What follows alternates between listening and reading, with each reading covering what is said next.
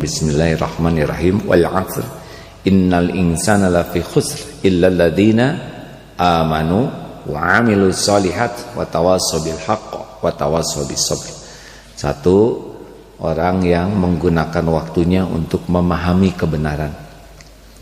Karena kalau kita tidak paham kebenaran, tidak akan bisa bersikap. Amanu ini artinya beriman. Beriman itu buah dari paham terhadap kebenaran. Makanya barang siapa yang menggunakan waktunya tidak pernah paham agama, pasti rugi. Man yuridillahu bihi khairan yufaqihu fiddin. Sabda Rasulullah, barang siapa yang dikehendaki Allah kebaikan baginya, Allah berikan paham agama. Jadi jangan dulu bangga kalau punya harta, gelar, pangkat, jabatan, kedudukan, popularitas, karena hal itu bukan tanda-tanda orang itu dibuat baik oleh Allah. Penjahat juga diberikan kekayaan melimpah, kedudukan tinggi. Orang yang tidak beriman juga diberi. Tetapi beri paham kebenaran, nah itu hanya orang-orang yang dikehendaki Allah. Bukan tahu ya. Kalau tahu itu informatif saja. Tapi kalau paham itu dia belajar. Maka bersyukurlah kalau di sisa umur ini, terutama para aki-aki dan nenek-nenek, masih tetap senang belajar agama. Karena ini ciri dikehendaki kebaikan. Yang kedua, wa'amilus sholihat. Jadi orang yang beruntung itu yang waktunya jadi amal soleh. Karena kita mati tidak bawa apa-apa. Dunia ini dari dulu di sini-sini saja. Maka tolong pastikan kalau melakukan apapun, dua kuncinya. Niatnya benar tidak, yang kedua caranya benar atau tidak. Karena disebut amal itu cuma dua kuncinya, niat dan cara. Niat harus lillahi ta'ala, cara harus di jalan Allah.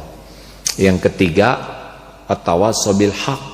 Jadi orang itu beruntung kalau setiap waktu itu saling berinteraksi, itu saling berwasiat dalam kebenaran.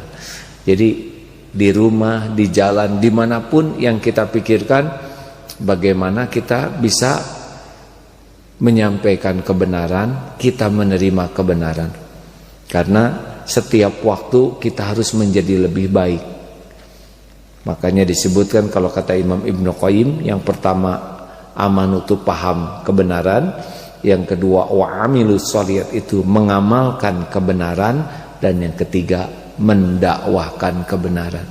Maka kita semua harus ikut serta di dalam bagaimana tawassaw bil haq ini.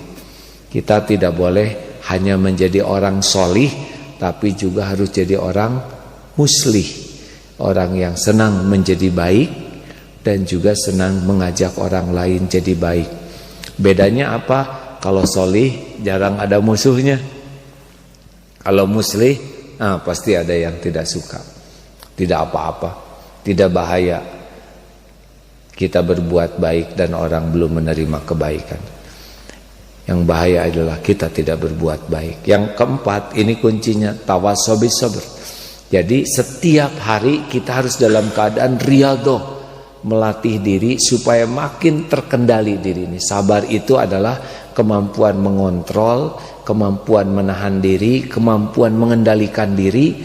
Dan pada saat yang sama kita pun mengajak orang lain bisa melakukan kesabaran juga. Jadi bukan hanya berusaha jadi orang sabar, tapi juga berusaha membuat orang lain ikut sabar.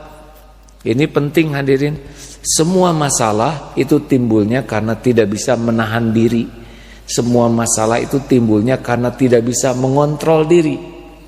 Maka tiap hari latihan menahan pandangan, tiap hari mengendalikan pendengaran, tiap hari latihan mengendalikan pikiran kita agar tidak sembarang pikir, tidak sembarang baca, tidak sembarang dengar.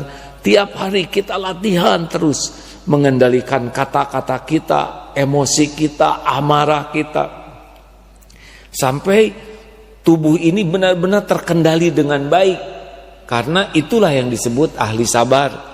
Orang sabar itu adalah orang yang sangat bisa mengontrol pikirannya, mata, telinga, mulut, tubuh, hati, sikap.